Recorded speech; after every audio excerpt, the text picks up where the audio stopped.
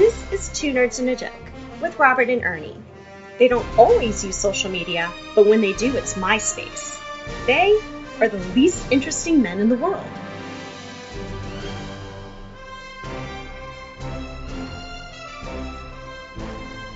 Thank you, disembodied hot girl voice. This is Two Nerds and a Joke with Robert and Ernie. Yay, go us. We're here again. We are here. We have another excellent podcast for all you nerds out there. We have another interview. Yes, I am very excited. I'm beside myself. It's one of Ernie's old friends, and the emphasis is he's not old, but Ernie is. Thank you. You're welcome. But we're going to talk about one of my favorite fledgling topics, as well as Ernie's fledgling topics, which is, of course, is cosplay with him. And it is an awesome, awesome interview. Really cool guy. Yes, this is someone I know personally. We go way back, former business associates, but we're close friends. He's a fellow nerd, friend of the podcast. We had a very fun time. A lot of good stories on here. Yes. Unfortunately, he didn't do any dirt dishing on me, but he's, we can do that on ourselves. Yeah. But Brother Chang, he's definitely a good egg. So we hope you guys enjoyed as much as we did. Absolutely. And please don't forget to follow us, Twitter, Pinterest, Instagram. I'm posting every day. I know you've got a few new likes on there on Instagram, so keep liking us there. We'll host and push all our stuff that way. And, of course, SoundCloud, if you're direct RSS feeds. We do have a few accounts right now. We're working out the feed for iTunes, but iTunes definitely has us. The first 5 episodes are up. Number 6, which this is going to be up real soon. So enjoy, everybody. Please follow us and love us. Yes, please do. And keep in mind, we're not professionals, so if we screw things up, oh well, it's a free podcast, you ungrateful. So-and-so. And remember, people like us, so we get a lot of messages. All right. Enjoy, guys. Enjoy. Hey everybody, it's Two Nerds and a Joke with Robert and Ernie. I am Ernie, of course. And I'm Robert. Yay. Yay! Hey, special guest tonight, longtime friend of the podcast. I've known him for years. I had to have this guy on. You guys are going to love hearing from him. Hopefully he'll make many, many more appearances on the podcast. I bring you someone long distance, perhaps our first long distance guest, Robert. As long as we get. Wow, yeah. So we don't go very far, but we go far. We go far. Yes. So I want to introduce everyone to Chang. Chang, feel free to give us your nerd bona fides. What makes you nerdy? Thanks for having me, guys. So before I get to what makes me nerdy, during that intro, that's when I realized. So I'm the joke.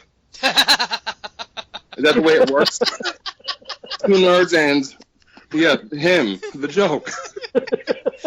I never thought about it like that. That's great. I just walked right into that one. That's no problem, Ernie. We'll take care of that later. Yeah, But good luck, Ernie. So let's see. I wouldn't say I'm like a full-blown nerd.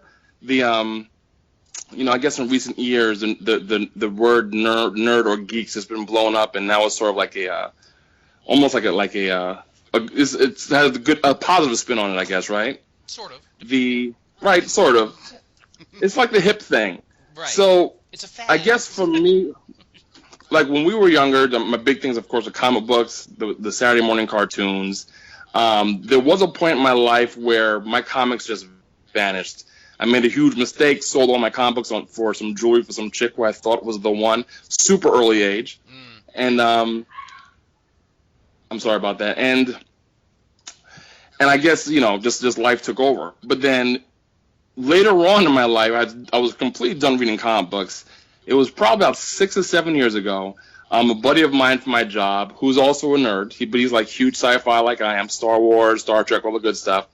And just out of the blue, he says to me, he goes, Russ, I've got to ask you a question. I'm like, what's that? He says, if you had a best friend that had died and you buried them, and then you realized that it was actually a zombie apocalypse and your friend was out there someplace buried but still alive, would you go back out there and dig him up and put a bullet in his head? I was like, where the hell did that question come from?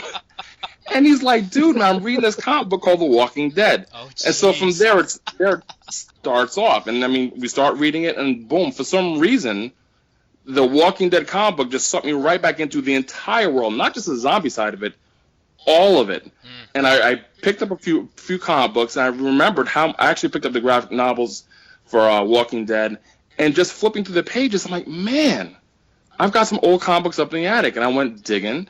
And, you know, by then, you know, the Avengers movies had come out, a few Hulks and stuff. We were excited about that, but it was really getting back into flipping those pages and reading those comics again that just pulled me right back into it.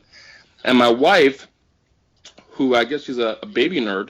A baby nerd. I like that. Yeah, no, seriously, it wasn't until she met me, she started asking all these questions. She's like, please explain to me why Wolverine's claws can't cut into Captain America's shield. And she had so much interest in this. I'm like, are you kidding me? Do you really want to know?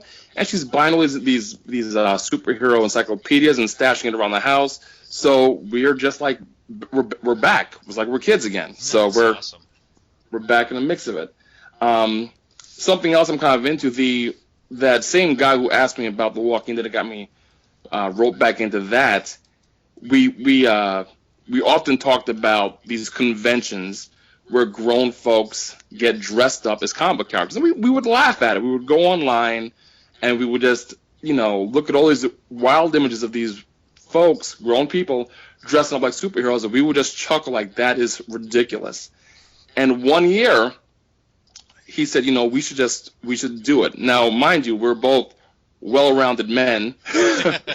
And we were like, let's try to put like a health spin on this, and let's try to cut some weight. It was a weird challenge. Okay. We weren't actually thinking that we were going to do it.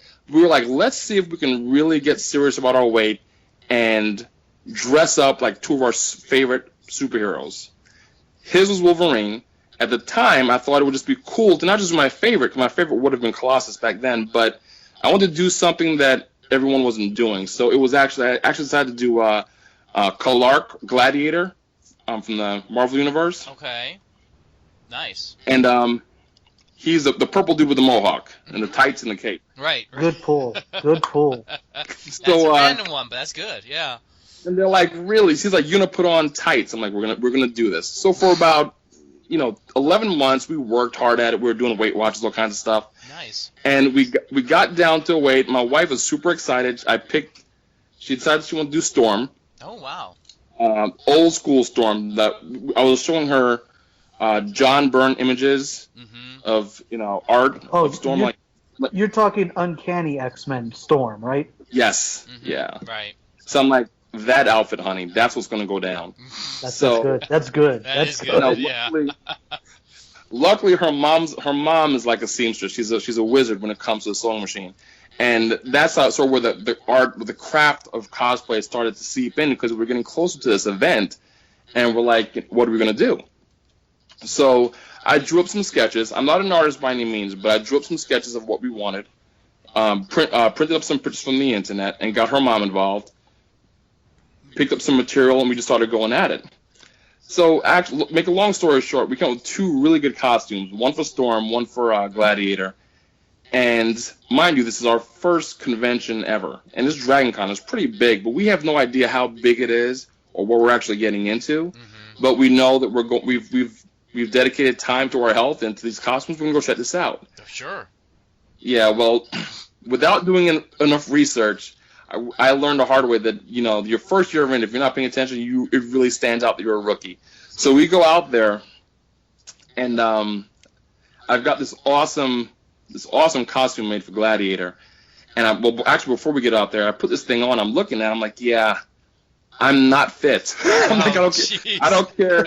It's like, listen, man, I may have lost, and I lost a good amount of weight. I was in great shape for me, but not for Gladiator. So I'm like, yeah, this is not hiding anything at all. My wife was slamming. She did a great job. She did a fabulous job getting into her costume.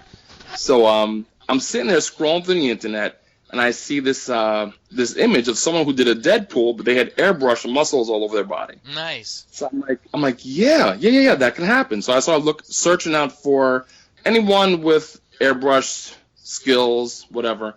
And I'm searching around town. I'm in a very small town, Ocala, Florida. And I call a tattoo parlor. They said, hey, this lady used to work at this place, but she got fired. If you could find her, she's great. And I found this lady. She was actually airbrushing race cars, real race cars. And she said, sure, come on over. Ernie, have you heard the story? No, you have not told me the story. Get out of here. I am on the edge of my seat right now. You have no idea. Okay, what is this show rated before we go any further? You can be as rated as hardcore as you want. It doesn't matter. Okay. Yeah, you can be hardcore, man. All right, so it's not hardcore. I just want to make sure that I keep it right.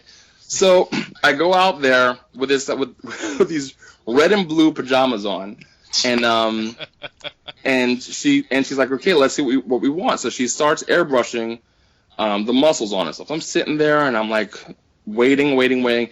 She turns the mirror around. I'm like, holy crap, I've got pecs. I've got a six-pack. It's like she's kicking butt and this is looking awesome. I'm actually getting excited for Dragon Con now. So nice. You're turning into Idris Elba. I'm serious, man. In moments. So we're looking at the entire thing, and I'm looking at my leg muscles, the calves. I'm like, you are insanely good, right? So we're just about done, and she puts me in front of a body mirror, and I'm looking at it. I'm staring, and I look at her, and I'm like, I'm not sure how to ask this question. And she says, you want a bigger package, don't you? So like everything, that one area had no spray paint on it. There was nothing there. It was just flat. Oh, jeez. So there you go. There it is. I'm like, yeah, we just have to, anything? Something. Yeah, go for it. So this is the bad part. So she's sitting there. Now, mind you, my wife knows that this is happening, right? She's like, who's this lady? I'm like, she's whatever. So she knows I'm out there on my own. And so she starts airbrushing the package. And I'm going to tell you right now that the airbrush close to that area is like the most seductive thing. Oh, I was like, what is going on right now? I was so embarrassed because I'm like, think about anything but this moment right now. Oh, God. It was crazy embarrassing. Oh, crazy wow. embarrassing. That is awful. But long story short, she gets it done. I'll have to send you pictures, Ernie. I think there may actually be pictures on Facebook. But she did a great job. So she gets it done, super excited. We go out to Atlanta for our first Dragon Con. The problem that I made was that when you go out to Dragon Con, it's like a 6-7 day event. Right. For Sally and I, this being our first time, we had one costume each. Not expecting so much fun, because the first day we wore the costume, it was like we were superstars. And there are thousands of people out there. And I'm sure everyone was getting a lot of attention, but we weren't accustomed to just folks stopping in restaurants and running outside to take pictures of Storm and Gladiator, and they were just going nuts. We just didn't know what to do with ourselves. It was like we're on a red carpet. Everywhere we went, we couldn't take 10 steps without someone stopping us to get pictures. People like screaming at me, "Hey man, you kicked the Juggernaut's ass!" Da da da da. And they're loving it. And long story short, after the first day, we knew we had to wear the costumes again the second day. Sure. And the third day. And in comes the Toxic Avenger. Because by the fourth day, this costume was was just horrid. There was no way to prepare for this. We had no washer, we had no dryer. Right. And we're walking on all day in these tights, and next thing you know, we're spraying ourselves down with Febreze and Lysol like, this is nasty. We're going to get somebody sick. Oh, but it was a rookie move. Of course. First year learning experience. Right. Just to backtrack a little bit, the first day I did it, I put the costume on. I didn't like the way that it looked. This is in Atlanta in the hotel room, and Shelly was in the bathroom getting Storm ready, and I'm like, this is just the spare tire hanging off the side. This is not Gladiator. So when she wasn't looking, I lifted my shirt and I had a T-shirt on underneath it. I wrapped my torso in duct tape. Now, another rookie mistake. Nice. Not on my skin, but on the T-shirt. Okay, so you at least didn't you saved your skin there at least, if nothing else. That was a point, but I didn't realize that when you walk around all day, your perspiration goes through your T-shirt, grabs the adhesive from the tape, and brings it back in. Don't ask me how. Wow. But that's how it went down. Holy So- mackerel. So we get to a restaurant later on that night. I'm feeling great. Look, it's like, what did you do? I'm like, duct tape. And I'm like, I can't sit down, but I can walk around all day. And dude, my town, if you can imagine like a clown balloon from a kid's party, a part of my stomach just pushed through the duct tape, and you see a bloop, this big round bulge came out of nowhere, and there it was. And then that started like popping everywhere. I started taking the duct tape off, and unfortunately, I lost skin. I was raw. I took it off, and it was like extremely painful. But lesson learned. Never going to happen again. No more duct tape. No more duct tape. I'm actually looking at the pictures on Facebook. Dear God, I never saw these before. Are you serious? I'm dead serious. I mean, Shelly hit it spot on.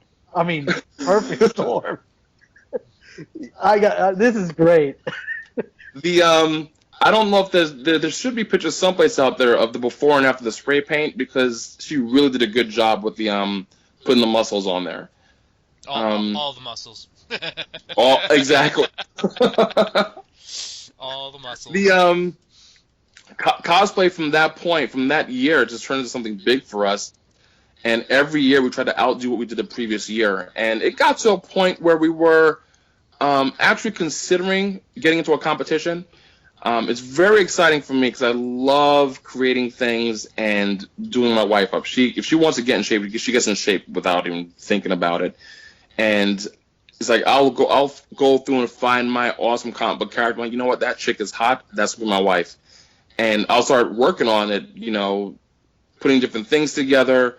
Working with that stuff, Warbler, and my dad's very good. My dad's very crafty as well, working with wood and metal and things. So we put some pretty cool things together for her. There was actually a comic book character that you may not be familiar with. There's a comic book called Rat Queens, and there's one character there. Her name is D, and I dressed up my wife as D, and it was pretty kick-ass. It was pretty awesome because we ended up bumping into the dude who created the D character, and when he saw my wife, he lost it, and they put her picture, my wife's picture from that cosplay, in like issue 8 or 9 of that comic book. And believe me, I was in the comic store like, I need 7 of these. Like, no, you're going to buy 2 comics at a time. Like, yeah, I need 7 of them. I need all these comics now. It was a big thing for me, so we have a lot of fun with it. That's really cool. But yeah, there are definitely different levels, different tiers of cosplay, and like I said, like there are cosplayers out there. They'll put things together with duct tape and safety pins. But the thing is, the character they're trying to portray, if they got the love for that character, they're feeling it. And when they go out there, they should be getting support from everyone else in the community, regardless of how much money or time they spent on their costume. Of course, we're all human. There'll be some jerks out there they'll give you a hard time and say, you're not supposed to be that because you're round, or you're not supposed to be that because you're the wrong skin shade. They're few and in between, but for the most part, the cosplay community rocks because every year that we go there, we have a blast. We've never had a bad experience, but with social media, you hear a lot of things, and there are a lot of trolls out there and what have you. But when you're physically there, I mean, everyone just embraces each other. And even if your character is not known, folks, they want to take your picture, they want to know what you're doing or where the characters come from, and we end up talking about things. Believe it or not, we had never watched a Doctor Who episode until our second Dragon Con. Wow. Total Strangers pulled up. I'm like, listen, what's with this blue box? What's with this? That's a TARDIS. The what? And Total Strangers, brought us up on it, and we came home and started watching Doctor Who. But it's a lot of good people. It's a lot of fun. It's turned into a family vacation, or at least a vacation for wifey and I. Yeah. The last year we brought my daughter out there, or the year before last, for the first time, my youngest daughter, and we did. They were waterbenders from Avatar. Oh, nice! That's awesome. Oh yeah. We had so much fun with that. But then I was totally disappointed when we got back. My daughter's first day in high school, she didn't want her friends to know she went cosplaying with her mom and dad. Of course not. Who does, right? Right. But her first day of high school, her teacher told the whole class on day 1 that he's a huge Avatar fan. But did she tell him that she cosplayed? No. Hell no. Of course not. I was pissed. I was so. What a perfect end Like I know, man. Exactly. Yeah, but at that age, I mean, it could be good, it could be bad. You never know. You know, Yeah. it Yeah. can backfire real fast. So I can understand it's, and okay, where did you cosplay? Who did you cosplay with? And then it's like with my mom, and it gets kind of awkward from there on. Sadly. And of course, Ernie knows this. I'm sort of kind of like a pig as well. So there's some beautiful women out there doing the thing with cosplay, and whenever I see folks dressed up as Josie and the Pussycats, it's done. It's like everything else. I was just going to ask you that. Yeah, and that's what I was telling Ernie when I started listening to your podcast. It's funny because most of the time, I would say 70% of the time I was in my car listening to your podcast, and if anyone drove next to me, they would see me screaming at nobody. They're like, what's he screaming at? So I'm sitting there like, how are you not bringing up Josie the Pussycats? Why are you not bringing it up? And then finally, I'm like, oh, wait, leopard skin? Leopard? Yes, he mentioned it. He mentioned Josie the Pussycats. Nice. Becoming very emotional here, guys. I'm like, why am I getting so... See, so Josie and the Pussycats does it for you. I'm understanding here. Nothing like some onesie leotard leopards that'll do it for you. That's to each Hey, their own. that was sex ed 101 for me when I was a kid, man. Nice. But dude, let me ask you this. So Sure. you're at cosplay, right? And it's like your first time going. Like I can tell you, I haven't cosplayed yet, but I'm like a procrastinator extreme. I've been working on He's a very good at that. Boba Fett costume for ages now. I've been trying to put this thing together. I've gone through 3 incarnations of it, thrown them all out. But I went to one, and it's kind of like I went to a con, and the first character I met was an original Harley Quinn, and I have the picture like blown up on canvas. Yeah, it was a good picture too. And it's a really good picture. Yeah. She's holding the huge mallet, you know what I mean? And she's got the red and black outfit on. Yep. When you look at like other cosplayers, what is it that normally catches your eye? Are you looking at what they did together? Is it content? Is it like the subject matter? The accessories. Hmm. How they fit in the costume. Yeah, it depends on what time of day we're talking about, guys. Yeah. Because in the evening, things are kind of risque out there. The big things for me, I love like body armors. There are a lot of folks out there that put a lot of time into making like full like RoboCop type body armors. It doesn't have to be RoboCop. It could be RoboCop. It could be body armors from World of Warcraft. I just love when people they're completely covered, but the game's right in front of you, or the character's right in front of you. Right. All the super colorful. Some of them will lighten up, all kinds of jazz like that. That's what kind of gets me. I love that piece of it, and I also love things that really bring me back because I go out there. If I see like Demona from Gargoyles or something, I'm like, Shelly. I'm like Shelly. And that's what I love about it. I think that answers the question better. Yeah. When I see something that turns me into a kid immediately. And you can tell what it is right away, and it's like, oh my god, that's my childhood walking towards me. Holy crap. Exactly. Yeah. Exactly. That makes sense. Yeah, because I've seen some cool ones. One of the ones I saw when we went to the Miami cons was someone dressed as the dragon from How to Train Your Dragon, and it was a female. Yeah, and she had the black tail with the fins on it and the black wings. And it was not much to the costume, literally, because there was almost nothing to the costume. It was like a halter top, some black wings, and a black tail. It's fantastically done, but it was definitely a it was like, oh my god, that you got to see that. That is awesome. And that's really what cosplay is, the same kind of thing. It's like, I know who that is, I know what that is, and that's fantastic. I went off on a tangent on one con where I was literally trying to take pictures of every variant of Spider-Man that I could find. Oh. Because there's a lot of them out there. A lot of people are doing it. Oh, yeah. You know? Of course, the only thing that I get tired of, I don't know if you get tired of it yourself, because, again, you've been to one or two, but the Deadpools. Oh, everywhere. It's like, can we be a little, a hair original? And this was before the movie, mind you. I know, and that's got me a little terrified this year, because every year we go, there ends up being like a Deadpool parade of like minimum 50 Deadpools running around acting a fool, trying to get in character, and this is all before the movie. Yeah. And I wasn't a huge Deadpool fan. I was a huge New Mutants, X-Men, X Factor fan. So when he started showing up there, I'm like, yeah, Deadpool. He looks cool, pretty badass. Oh, he's kind of funny. But I was never a huge Deadpool fan. Right. So when I saw the characters, I knew exactly who these cosplayers were, but I didn't realize that so many folks that there was like a cult. Or I'm like, there's so many of them. Yeah.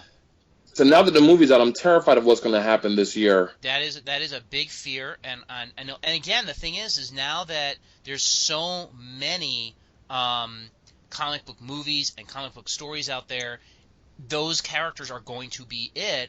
And my fear, and I don't know if this is your fear as well to some extent, is it going to take away some of the originality of characters that people may not know, that they all want to do just these 7 or 8 or 10 characters that are in the movie. Oh, I doubt it. Yeah. I doubt it. No, I think the folks that really invest time to going out there, they have their true loves. They're not going to abandon, what they love. Their not at all. Not to join a bandwagon group of folks. Not at all. No way. And but now that we're talking about it, what I guess I should be excited for is the Deadpool movie, the detail in that costume. Yeah. Because prior to the movie, everyone was just throwing on their basically what I did with Gladiator. They go on East Bay, they order some athletic Under Armour tights, whatever, yeah, and sew it all together. Right. But now that Deadpool's got a standard's been set. I don't know. There may be folks out there putting some real time into a real Deadpool costume. That would be cool to see. That would be cool to see if there is more detail work and they actually spend time with it rather than the crap. Yep. Because that would be very cool. What is your prediction then for this upcoming season? Because we are getting into the season again of all these cons. What is your feeling for number one, besides Deadpool, costume you think you're going to see out there? Who are the hot characters you're going to see people dressed as, do you think, this year? Ooh. Or a movie, what do you think? Well, last year, the big ones, which people didn't try to tackle, but the big ones was from Guardians of the Galaxy. This year, I would say, all right, I just drew a blank. Who's got the Infinity Gauntlet? The dude with the purple face and the Thanos. Yeah, Thanos. I'm expecting this. I mean, for not a bunch of people, but I'm expecting to see some really good Thanoses this year. Let's see. From the Deadpool movie, little Sinead O'Connor looking chick. Negasonic Teenage Warhead. Yes. Yeah, I'm expecting to see a bunch of her. Outside of the comic world,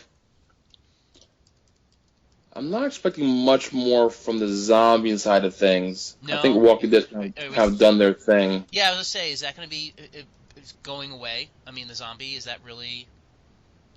I wouldn't say it's going away. That's actually my big thing at Dragon Con right now. I cosplay as Tyrese, but I also play the role as a photographer for all the Walking Dead zombie fandom, just that whole group. We organized a big photo shoot for that. Oh, that's really cool. Okay. I don't see that going away, but I don't see any big characters coming out of it this year. Okay. Just the regulars. Okay. Let's see. I'm not too sure. Yeah. All right. Well, I have to wait and see, because this is the first year I'm going to be able to do cosplay, because I run a booth at the Miami cons, and previous years I haven't been able to, but this year I'm going to just do some punk rocker type stuff, nothing too named. But I've been trying to get together a costume for Darkclaw, which I love that character from the crossover Amalgam comics back in the day. It's a combination of Wolverine and Batman costume. So I've been trying to pull something together for that. I'm very, very amateur, but I love dressing up, and I do a lot of live-action role-play stuff with costuming. So I do have a few pieces to shove together. So I'm definitely looking forward. And I haven't really seen a lot of people out there doing cosplay as that character or any of the Amalgam characters. It's been kind of a very quiet area. I don't know if it's just kind of passé at this point, or if it may have a comeback at some point, which is my hope. Gotcha. That's my hope personally, but we'll see what actually happens. So, cosplay for you, when you're going in and you say you're trying to top yourself every year, is there a I want to be this because I loved it as a kid? Is that how you go into it? Or I really want to try this because it looks really cool, or I think it would look really good on me? What's your angle coming into that? Can you guys still hear me? Yeah, can still hear you. Yeah. Well, there's a couple things. So yeah, there's the obvious one you just mentioned. My love for the character since I've been a kid, but there's also the challenge, because for me, I've been using cosplay as a way to sort of have me focus more on health, on my physical health and my appearance. So it would be, and I'm not there yet, but this year's goal was to be able to pull off the old school Power Man, to get that yellow pirate shirt and not make it look like Dude, Luke Cage. How can you not pull that off, man? Well, because you remember that episode of Seinfeld with the pirate shirt, the puffy sleeves? The puffy sleeves, yes. Can you, I mean, just imagine me walking around with a little bit of a pot belly and a puffy sleeve yellow shirt. It would be fun, but I wouldn't be too happy with the way it That is a puffy shirt, yeah. Yeah, exactly. A lot of chest, a lot of chest showing. Are you gonna pull off? And now, have you seen Jessica Jones on Netflix? Yeah, but he's got a tight shirt on. He's got the Metro, the painted on shirt. Yeah. I'm not there yet either. But that's a big thing. There's some tension here because I've got 2 Iron Fists ready to go right now, and they're just like, I can't wait to see you as Luke Cage. I'm like, okay.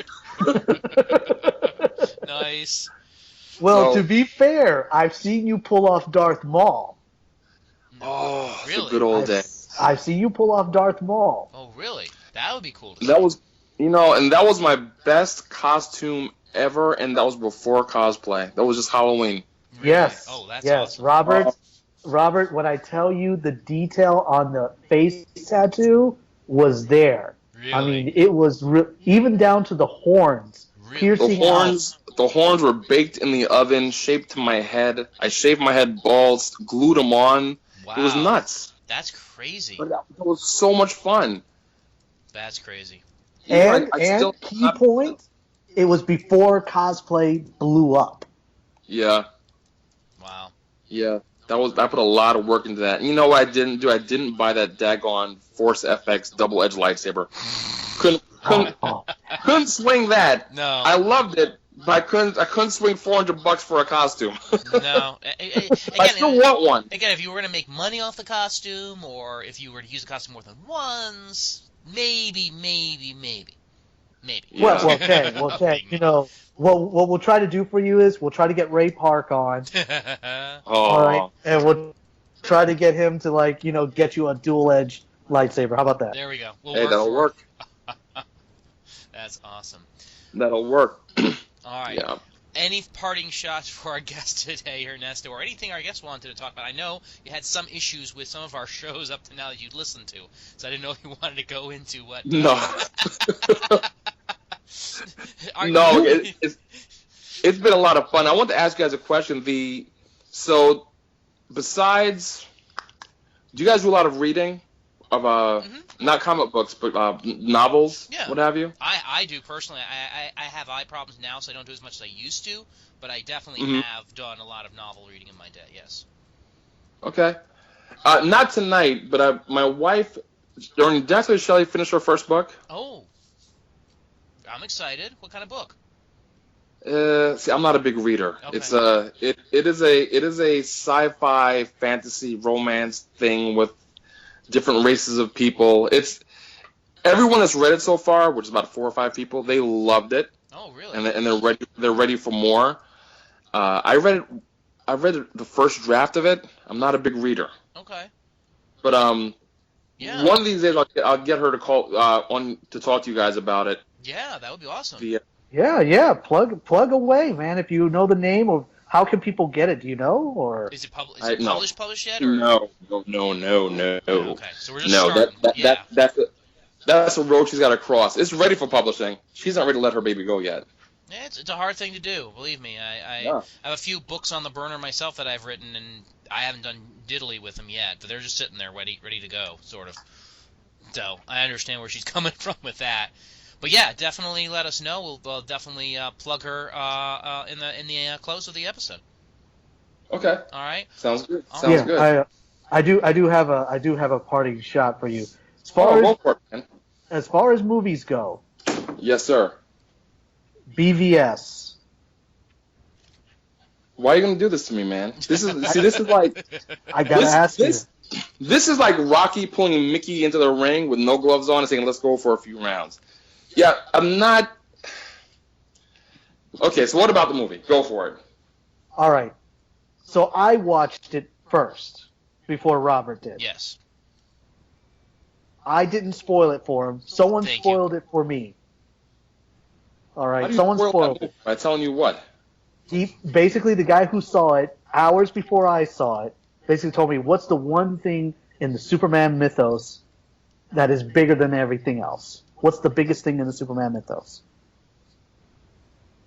And obviously, if you know what that is, you just ruined the whole movie. I mean, not the whole movie, but a big chunk of the movie. Oh, he can't die? No, that he No, dies. that he does. Yeah. Okay. Yeah, Got I it. didn't know he was dying in the movie. Did you know going into that he was dying in the movie? Oh, by the way, spoilers. Yeah. Whoever didn't see BBS, shame on you. Screw you guys. But Nice, Ernie. Nice. I'll slow down for a second. But Jesus, Ernie. But why was that a surprise to you? That they it was a included- surprise to me. It was They included it. Yeah, that they included that it wasn't its own movie. I was actually surprised when I found out about it too. I mean, and I'm a huge fan. I'm not a huge Superman fan. I'll put it out there. I'm not a huge fan of Superman, but that storyline of his death, that I'm a fan of. That I liked. You know, and that was disappointing that they included it in the movie instead of making it its own movie, which it is big enough to make it its own movie. Okay, so I didn't know that there was a storyline of Superman's actual death. Yeah, there's a whole thing to it. Yeah. oh my gosh, it is the coolest art. Yeah, Chang, yeah. if you get some dollars together, either digitally or borrowing or going down to the bookstore or And- Barnes and Nobles. And they're not that expensive if you buy the No. actual comics individually. Like you can find them mostly. I found them in the dollar bin. For Yes. big chunks of that part of that series. Huh. It's very good art. Like the first one that kicks it off, it's just the S dripping with blood. That's all it is. Yep. Yeah. You get that one, you're a Interesting. good start. So. So in the comic line, he dies, or? Quasi. Oh, yeah. I mean, yeah, he quasi dies, dies. but he dies. Yeah. Got it. Okay. But going back to BVS, Yes. you watching Super Friends your whole life, like myself. hmm You guys are super friends. You're both nuts. You're both nuts. Why are they? My parents are like, why are Batman and Superman fighting? You know, those were my parents. I'm like, they were like, I thought they were friends. I had to explain it. I had to explain it to the GF. The GF is a huge Batman fan. And she's like, I don't even understand why they're fighting. I'm like, I don't care. They're fighting. I'm gonna see the movie. They're fighting. That's all I need to know. They're fighting.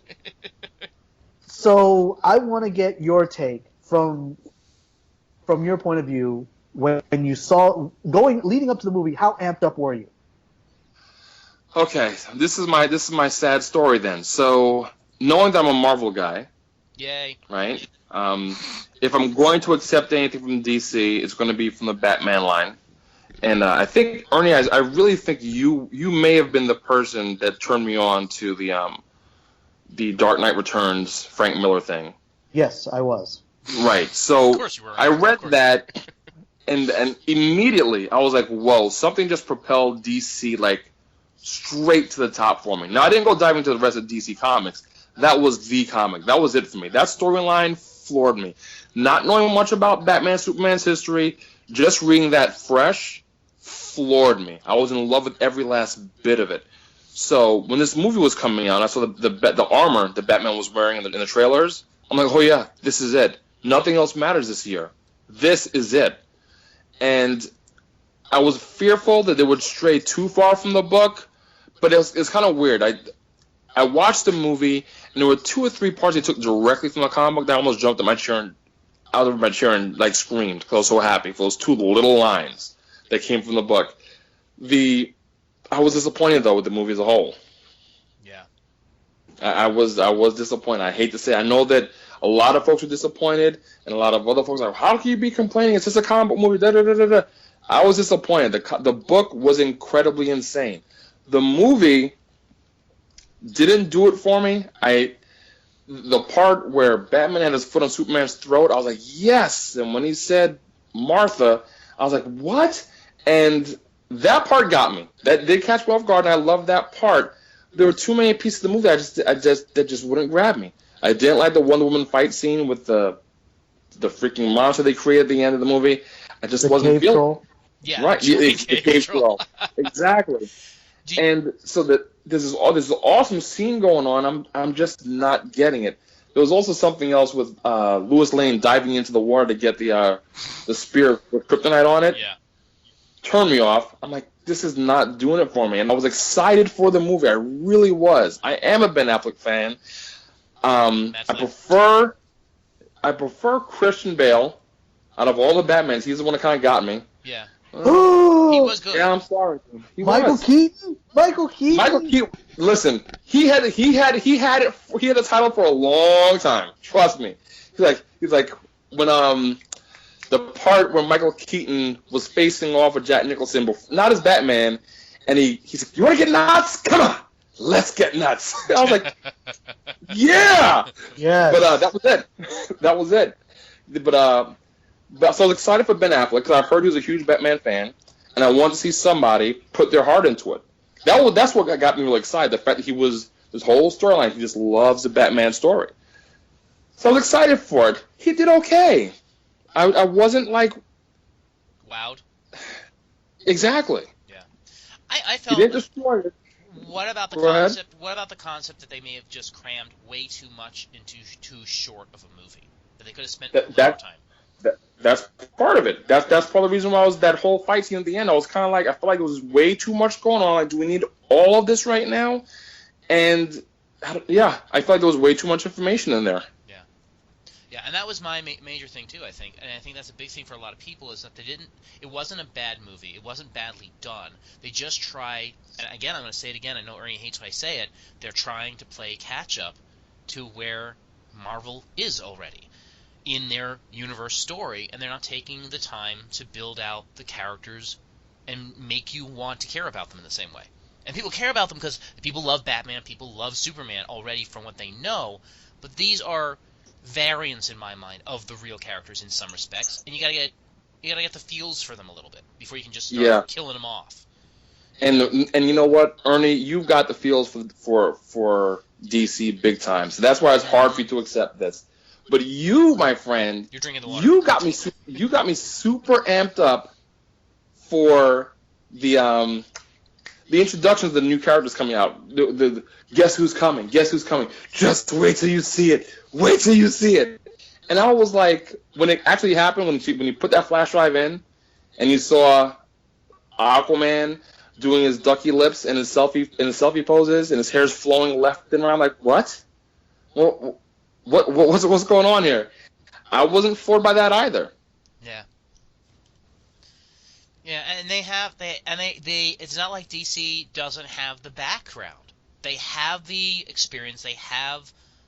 They're a powerhouse, and they're just making some slips, making some minor, falls. And if they can get themselves picked back up, they can actually make themselves their own superhero franchise. But they're not quite there yet. They're not quite there yet. Yeah.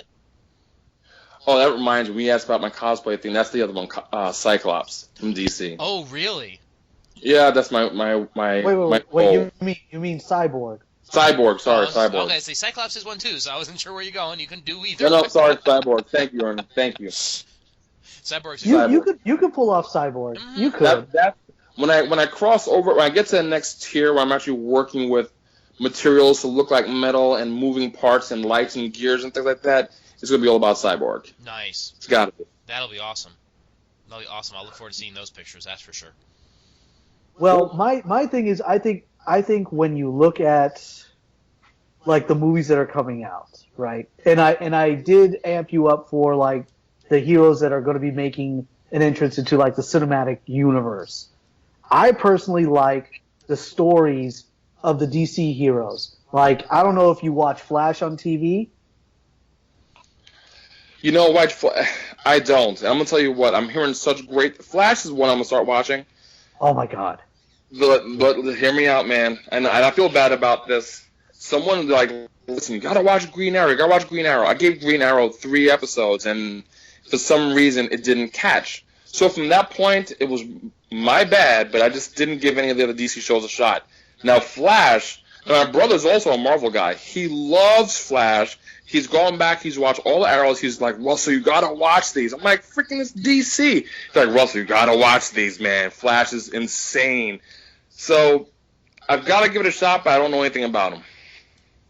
Oh, and I will say this, and I've watched all of Green Arrow. One of the challenges that show faced, in my personal opinion, was it just started slow. Super kill me in a river slow. Yeah. Once it got past the first 5 or 6 episodes, it really did start to pick up and have some really cool themes and some good costuming and got in there. Problem is that most people aren't going to wait 6 shows. Most people, as you did, do the 3 and out. And you know, I'm a glutton for punishment, and I was like, well, let's give it another shot. Well, let's give it one more. We'll give it another shot. And by that point, I was like, all right, now it's getting slightly good. But I think Flash pulled out of the gate real fast, real quick, and just kept hitting you with good stuff. It was a good start. If they could, if they could stick with the Flash formula, which is heart, spectacle, and like insane like story. I mean, every episode is like a comic book coming to life. So you have the meta-human of the week, then you have like the 5 to 10 minutes of like the Barry Allen story, which is a great, great story. I mean, yeah, it's Barry Allen. Yeah, it's a great story. And there's a great lineage with it, too, if they follow up with some of the other lines of the Flash and the history of the Flash and the different types of Flashes through time. And all, I mean, there's a lot to tell. There's a lot to tell. It's a very rich character. Let me ask you guys a quick question. How do you feel about DC on primetime TV versus, well, not all of Marvel, but Netflix making these awesome Marvel movies, these Marvel series? Oh, dude, Daredevil on Netflix. I mean, if you think about it, do you think it's kind of giving Marvel the upper hand once again? Well, that may not be fair. Did Marvel have an upper hand when it came to comic books? No, there was no upper hand for either. No, okay. Yeah, neither one really had an upper hand. They just had 2 very different markets. Okay. And there was some crossover, but here's where Marvel has the upper hand overall. It's who owns them. It's who has the power. And right now, Marvel's got Disney, and Disney's going to get them where they need to be. Disney's got that power to say, all right, you want Marvel? Here's a character. Where do we think this character can fit? They have the freedom to place that character, Netflix, made-for-TV movie, animated series, on a national network, in the movies, whatever. DC has to be careful because they have to license these characters to the CW, to whatever other network they choose to, the whatever movie they have to, they get a director, get backing. They're not in the same position right now, in my opinion. So it depends on how you look at it. Comic-wise, they're pretty much even keel. It's just who likes what. Movie, entertainment-wise, right now, Marvel has a little bit of an extra upper hand on that. I feel, anyways. Unless you totally discount the animated movies that DC puts out. True. I will put The Killing Joke up against the Avengers making a guest appearance on Phineas Ferb any day. Oh, no. And that's a different market, though, to be fair. Live-action movie TVs versus animated, yeah, DC has the market cornered on their storylines for comic animated stuff, absolutely. Chang, if you can go on Netflix and watch that Flash animated movie that's on there. Oh, dude, the time one? What is it called? I have that one was very good. I have seen that one. Oh my God, that is so good. My wife had to pause like 3 times. She's like, "Is this for kids?" Like something happened in the movie. She was like, "Seriously? This is really cool. This is DC." I'm like, "Yeah, I've never seen this. I'm floored." But let me ask you, look, real quick, Ernie, into the Twilight Zone. Ernie is Walt Disney. You've got all the money. You've got Marvel, right? Let's just say that down the road you decide to start taking bites out of DC with your big money, with your big wallet. I'm listening. Are you with me? I'm listening. You now have rights to Marvel in your right hand. You've got rights to DC in your other hand. Is that believable down the road, 20, 30 years from now, Walt Disney owning some DC characters? Warner Brothers will never let it happen. Yeah. No way? No. No way. Not unless something very serious happens, but yeah. Warner Brothers. That's the only thing keeping Warner Brothers afloat. Yeah. The cartoons. That's all I got. And those cartoons are That's all they got. fantastic. I mean, did you see my The Son gosh. of Batman? Oh, the Son of Batman. That is good. That is good. Yeah, so they definitely have that dude, quarters. Killing Joke, Chang. Killing Joke. It's rated R. Have you seen it? Have you already Ernie? seen it? I thought you were getting ready to see it. Dude, it's on. It's on this thing that I have. It's on. Uh-oh. It's up already. Ernie's going But to it's jail. not. It's not good. He's going. It's not a good. Oh, I'm not gonna watch it then. Not for animated. I'll do it for a movie sometimes if it's not a great movie. But for animated, you gotta have decent quality, dude. I'm gonna wait until it's decent quality. I know it's gonna be good, and I do want to see it, but I'm gonna wait till it's good quality. So wait, where's the Killing Joke now? Can I get it on iTunes or something? No, it's not released yet. Yeah, it's not. Oh, It's not okay. technically out yet. But we're definitely gonna have a watching party for that one. That's for sure. Oh my God, dude! Seriously, like, and the question that you asked, I don't think there's ever going to come a time when, because like, remember what Disney had to do to get Lucasfilm? Yeah. They basically waited for years. They pounded that guy for years.